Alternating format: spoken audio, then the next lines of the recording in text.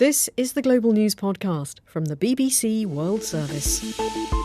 I'm Jackie Leonard, and at 13 hours GMT on Friday the 16th of August, these are our main stories. As Chinese military reinforcements gather at the Hong Kong border, the territory's richest businessman has called for calm on all sides. Police have fired tear gas to disperse supporters of Zimbabwe's main opposition party in the capital Harare. And Israel says Rashida Tlaib, one of two US Congresswomen who were barred from entering the country, will now be allowed to visit her Palestinian grandmother in the occupied West Bank.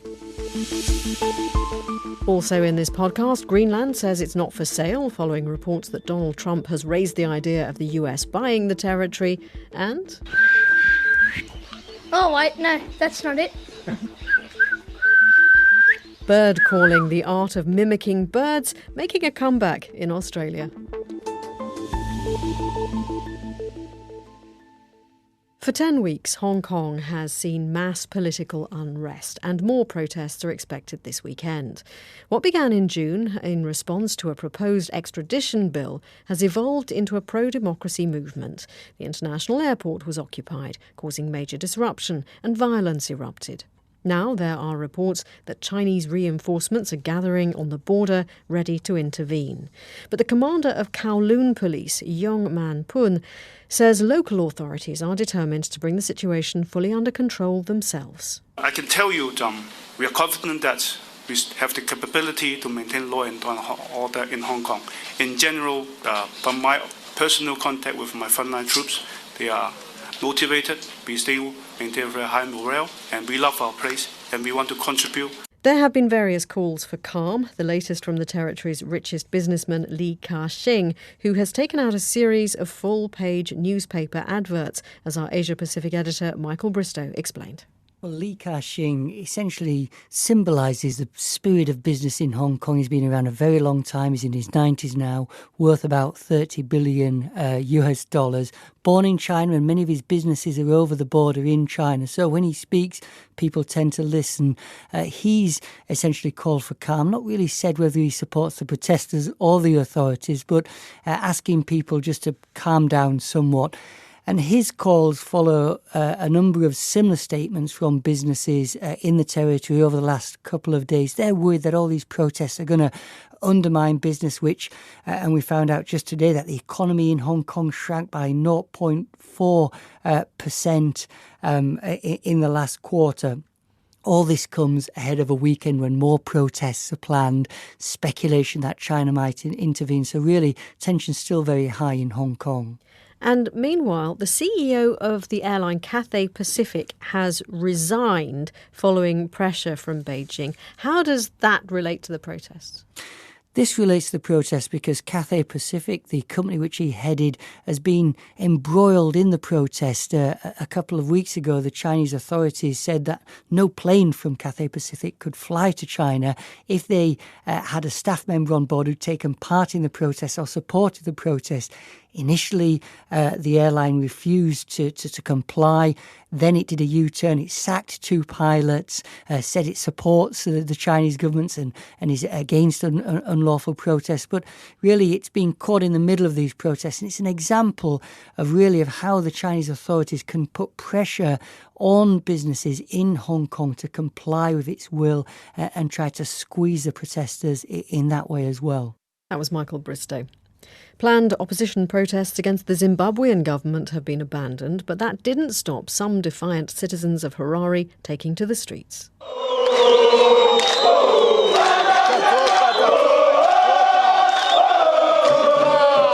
Police banned the planned official demonstration by the Movement for Democratic Change. That ban was upheld in court, and a spokesman for the MDC said they would postpone the protests. Daniel Molokelo from the MDC said their campaign would continue regardless. Effectively, the junta has decided to suppress Section 59 of the Constitution using the police, using state resources, using state security forces. So we are not able to proceed with the march today. We are not backing down. We are going forward. The people of Zimbabwe are tired. They are fed up. They want to end this long suffering. Our correspondent Shingai Nyoka, who's in Harare, said the police had taken action against those not deterred from protesting. They had earlier, several hours ago, dispersed protesters, several hundred of them. But in the last few minutes, some of them, about a dozen or so, have come back to the same spot, chanting in defiance of this court ruling and the police ban. The police are still, they still have a heavy presence here, and they keep dispersing these protesters. And tell us a little bit more about the economic environment that the opposition wanted to protest against in the first place. Well, it's very clear to everybody here that the economic situation has worsened over the last year or so. What we've seen are power outages up to 18 hours a day, water shortages because of a drought, but also high inflation. Prices have increased and salaries haven't been able to keep up. And that's essentially what people are protesting. They're saying that their standard of living has declined. Medical doctors, for example, earn about $100 a month. Some of the people that we spoke to said that they're qualified plumbers, electricians, but they're sitting at home. And that's really what's caused many of the people that we see here today to come out, express their frustration. They want the situation to be turned around, and they don't believe that President Emmerson Mnangagwa can do that for them. And there has been, hasn't there, a reported crackdown on dissent in the country in recent weeks? Well, what we've heard from the Human Rights Forum is that over the last few days, at least half a dozen civil society members and opposition members were allegedly abducted and tortured. They believe that it's with state agents. One of the reasons that one of the abductees gave was that he was told that he was mobilizing protesters, but the government has denied that. They said Emmerson Mnangagwa would not do that, and that he upholds the principles of democracy, and that those perpetrators will be investigated and arrested if they are found. That was Shingai Nyoka in Harare. Before Donald Trump was the US president, he was a real estate mogul, and it seems he has not left his old career behind him. According to the Wall Street Journal, he's asked White House officials to investigate whether the United States can make a particularly extravagant purchase: Greenland. Officials in Greenland have responded by saying that it's not for sale. Charlotte Gallagher has been following the story.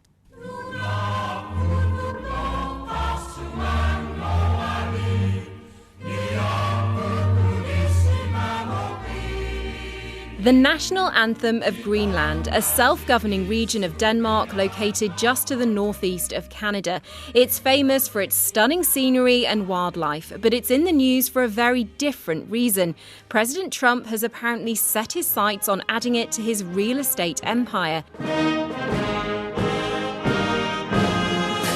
He's reportedly curious about the island's natural resources, like oil, coal and uranium. He's also interested in its location. The White House has already identified the Arctic as an area of growing importance to national security.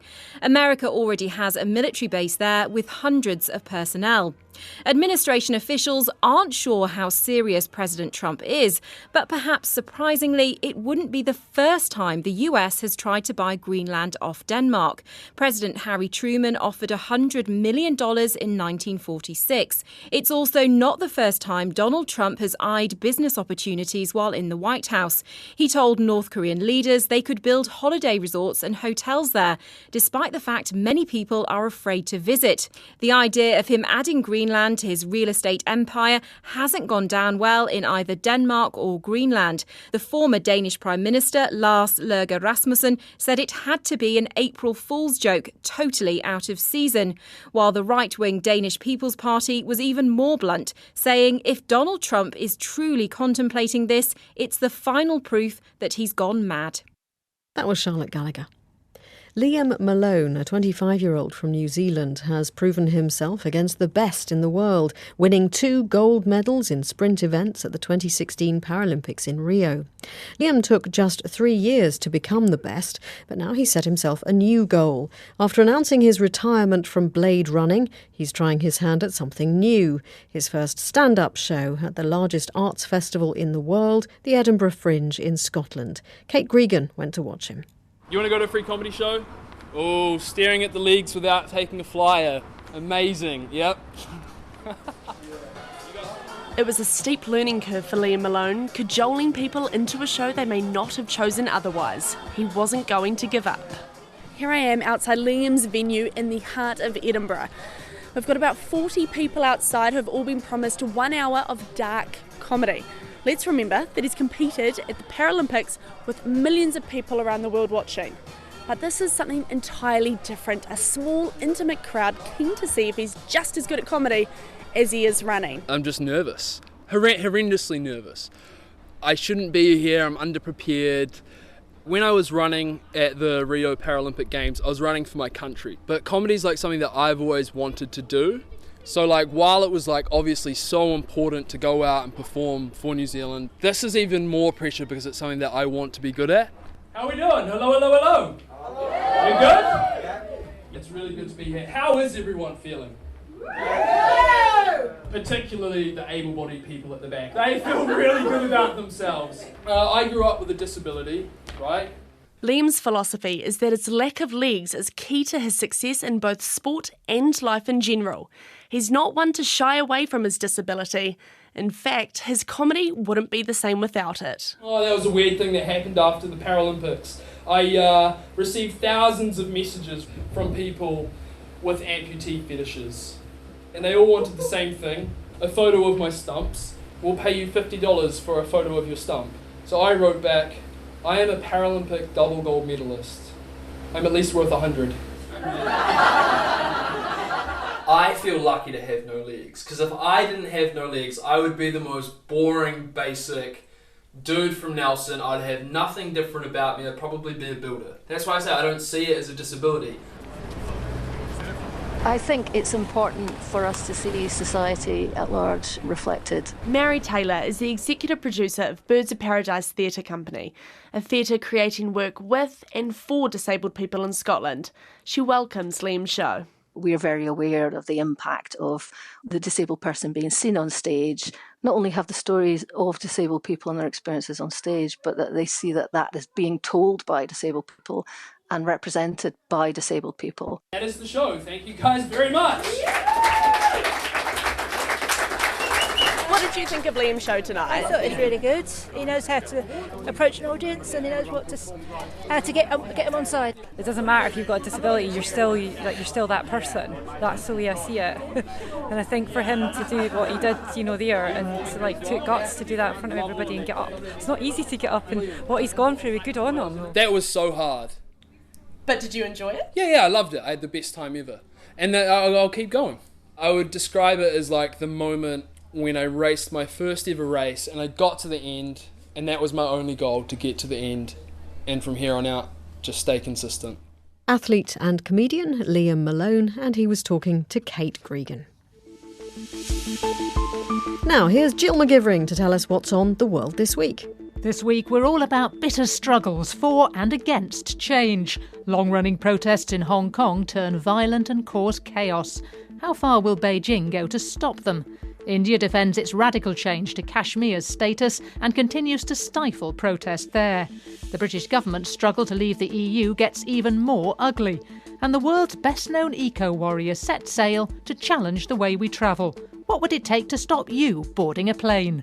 That's all in the world this week. Still to come on this podcast, the 9-year-old girl suing a male voice choir, saying it's discrimination that she can't join. North Korea says it'll never sit down for talks with South Korea again. In an excoriating statement, it described as shameless the South Korean leader Moon Jae-in, who gave a speech on Thursday in which he vowed to unite the Korean peninsula by 2045. And it questioned whether his thought process was sound. Laura Bicker is in Seoul. Blistering attack on President Moon just 24 hours after he had made this soaring address talking about reunification by 2045, a peace economy with North Korea. And today, certainly President Moon will have woken up to see this statement, which initially came out in Korean. Very colourful language. We've got to remember this is the kind of state media that came up with the word dotard to describe Donald Trump. They described President Moon as shameless. They described him as delusional for thinking that dialogue would take place soon. And they said that his remarks on reunifying the Korean peninsula were so preposterous that they would make the boiled head of a cow laugh. So that's all pretty unequivocal, isn't it? Does this mean that Pyongyang is now deciding that it's better off ignoring Seoul altogether and just talking direct to Washington? It may well be. In the statement, it is pretty straightforward that they do not want to sit down with South Korea. Again, that they would have nothing to talk about. But it is worth pointing out that this statement is not from a name. It's not from a named committee in terms of one that we would usually recognise as an official source from Kim Jong-un's leadership. And it's not been named. So there is a kind of almost a dangling of hope there for President Moon. But it does seem that Pyongyang is hedging its bets on Washington rather than Seoul right now. And, you know, if you look at the last few weeks, you can perhaps see why. It has continually tested short-range ballistic missiles. And Donald Trump has brushed it off.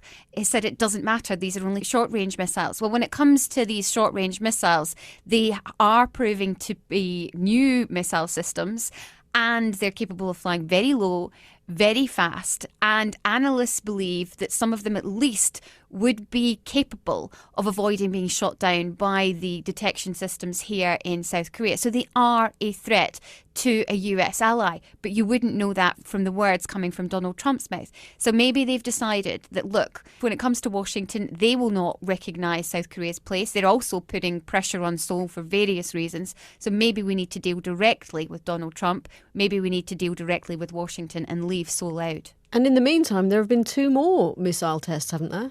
Yes, just at the same time as this statement was issued, 2 more missile tests. They appear to be at this stage short-range ballistic missile tests, again flouting 11 UN sanctions and again showing that despite the fact they're under very strict, very stringent international sanctions, they are capable of building new weapon systems.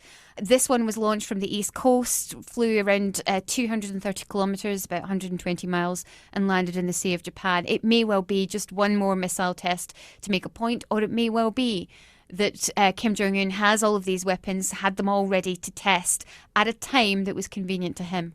That was Laura Bicker in Seoul. In our earlier podcast, we covered the case of the US Congresswomen Rashida Tlaib and Ilhan Omar, banned from entering Israel following pressure from President Trump. The decision triggered widespread criticism, and now, in a fresh development, Israel has granted permission to the Democratic representative Rashida Tlaib to visit her elderly grandmother in the occupied West Bank. More from our Jerusalem correspondent, Yolande Nell. Basically, after being told that Israel wouldn't allow her to make the visit that she'd planned to East Jerusalem and the West Bank with Congresswoman Ilhan Omar, Rashida Tlaib sent a short letter to Israel's Interior Minister asking to be allowed just to visit her relatives who live in a little village on the edge of the West Bank. She said it could be her last opportunity to see her grandmother, who's in her 90s, and this request has been granted. She said in her letter that she'd stick with any restrictions and she wouldn't promote boycotts against Israel during her trip. Right, so if she sticks to that, then that means that this is a completely different kind of visit. That's correct, because she was expected to go round meeting Palestinians from different civil society groups, travelling around the West Bank, going to other Palestinian cities, to Bethlehem, to Hebron, for example. Not too many details have been announced, but she was also expected to go to East Jerusalem, to the heart of the Israel-Palestinian conflict, of course, to visit the holy site that Muslims called Haram al-Sharif, where the location of the Al-Aqsa Mosque, known to Jews as Temple Mount. And that was something that the Israelis in particular expressed concerns about when Benjamin Netanyahu, the Israeli Prime Minister, said that this trip would not be allowed after pressure from President Trump, who tweeted saying that allowing them entry would show great weakness. He did actually leave the door open to a humanitarian grounds trip for Rashida Tlaib because she's of Palestinian descent. Ilhan Omar, of course, was born in Somalia but grew up in the US. And just briefly then, no change to the status of Ilhan Omar's invitation. That's correct. This only applies to Rashida Tlaib and is for a very specific reason, allowing her to visit just her relatives. And Yolande Nell was talking to Dan Damon. Now, let's have a bit of culture.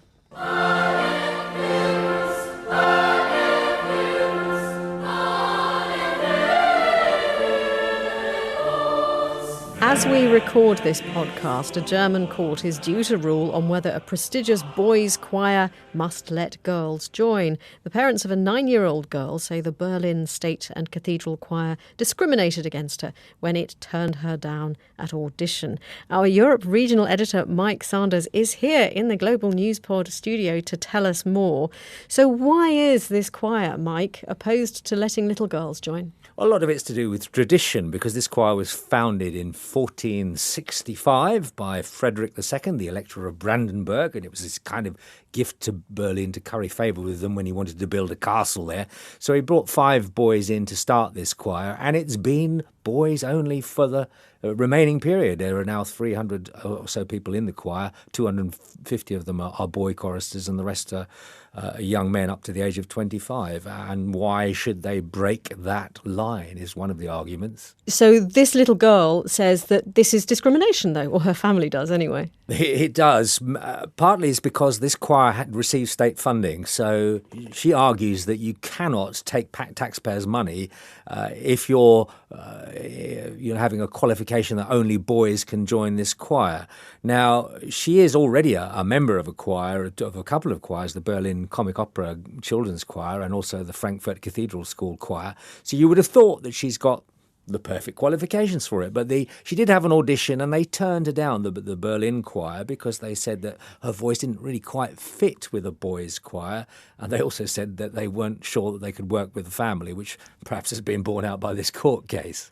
So it's definitely not that she can't sing. Oh, she can sing all right. She can sing all right, but it's whether she can sing in the right tone, the tone they're looking for as a boys' choir. Now, I actually made a mixtape, nerd that I am, and I tried it out on a few people in the office. Let's try it out on the listeners now. So here we go. Here's the tape.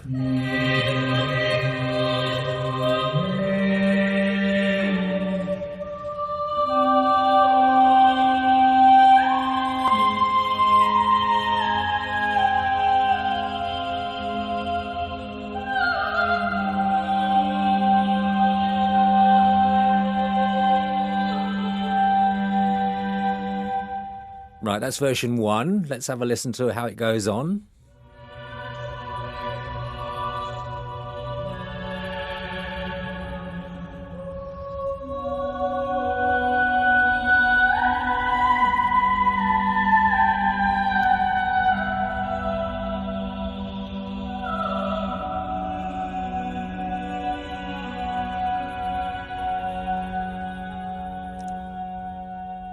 Both very tuneful and very lovely. I'm not sure I can really detect the difference in tone, though. Well, people with a keen ear would say, oh, it's the boy is the second one. The boy, in fact, is the second one. And they're not the Berlin choir. There are other choirs. It's Allegri Miserere, which probably listeners would recognise. But they're very erudite, our listeners. I think they are, yes. So that's the argument. The choir says, well, there is a substantive difference, and her voice doesn't fit. And there is a lot of attachment to lengthy tradition everywhere, not just in Germany, here as well. What sort of reaction has there been to this case? Well, the British soprano Leslie Garrett has been quite dismissive of the idea of boys-only choirs in the 21st century. She says it's a throwback to a bygone age, and you really cannot tell the difference between a boy's voice and a girl's voice, and I think we kind of illustrated that a bit here. And she wants the King's College Choir in Cambridge, which does all the Christmas carols,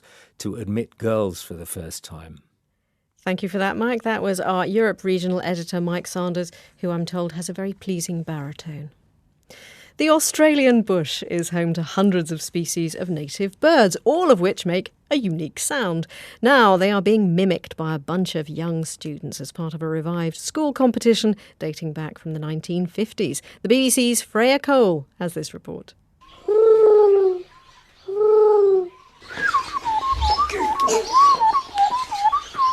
This is the Bonda Bird Olympics.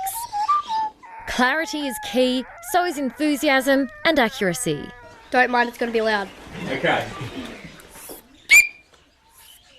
That's the sound of an Australian bellbird. It's one of the entries into a friendly competition which mimics the sounds of native birds.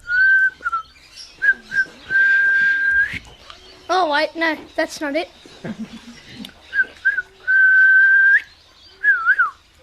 These students live in the far south coast of New South Wales in the Bega Valley, where the noble art of bird calling is being revived. What can you do? A magpie. All right, well, let's hear a magpie. It's a local tradition which dates back to the 1950s and 60s, but it's only recently been brought back to life. These men are former bird calling school champions and now have the important job of mentoring the next generation. That was a familiar cackle of the kookaburra, followed by a fan-tailed cuckoo.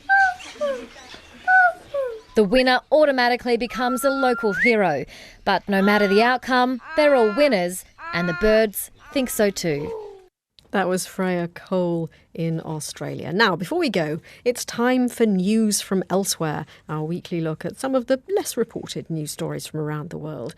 Alistair Coleman from the BBC monitoring team is here. Now, Alistair, in the words of the band Talking Heads, you've got a story about the road to nowhere from Russia, haven't you? Yes, I have. It's from the city of Yaroslavl, where the authorities have built a brand new road into the centre of the city, but they forgot to finish it. According to one driver who went down it on the first day, it was his kilometre to hell as he was trying to reach Gagarin Street, where the end of the road is supposed to have been. It was instead just mud, potholes, hedges, and a short period going through an industrial estate instead of the finished road itself. And that, bizarrely, is not the only Russian road-based scandal this week. No, it is all kicking off in Russia this week with roads. In Novosibirsk, there's a load of road workers. They've actually lost their jobs because they went very old school with their repairs. They decided to dig a hole and then fill it up with straw. This got filmed by passers-by who were wondering what this, and I quote, neo-tsarist technology was going on. And the local authorities got involved, and 3 people were dismissed from their jobs, including the foreman, who actually lost his job not for the repair, but for the fact that he was smoking a cigarette near to the straw. It's not the first time that there have been road repair issues, is it, in Russia? Not at all. I mean, I've had problems driving in the UK. I once drove down through Reading, and the road just stopped. And I drove around the football ground and came back again. That was a long time ago while they're still building it. But here we are in Russia again, and we're looking at the Urals here now. A couple of years ago, where a village was rather frustrated by the fact that the one road through the centre of where they lived was just basically like the surface of the moon, just cunningly linked potholes filled with water. So these local grannies, babushkas, as you know. Never doubt a babushka. Never doubt a redoubtable babushka. They all stumped up 500 rubles each, which at the time was about $8 or £7. And they bought in gravel, they bought in sand, they picked up their tools and they fixed the road themselves. That's tremendous, and top marks for babushka improvisation. Thank you to Alistair Coleman from BBC Monitoring, who has brought us this week's News from Elsewhere. And that is it from us for now, but there will be an updated version of the Global News podcast later. If you would like to comment on this podcast or the topics covered in it, or let us hear your bird song impressions, or you have any thoughts on male voice choirs, you know where we are. The address is globalpodcast@bbc.co.uk. I'm Jackie Leonard, and until next time, goodbye.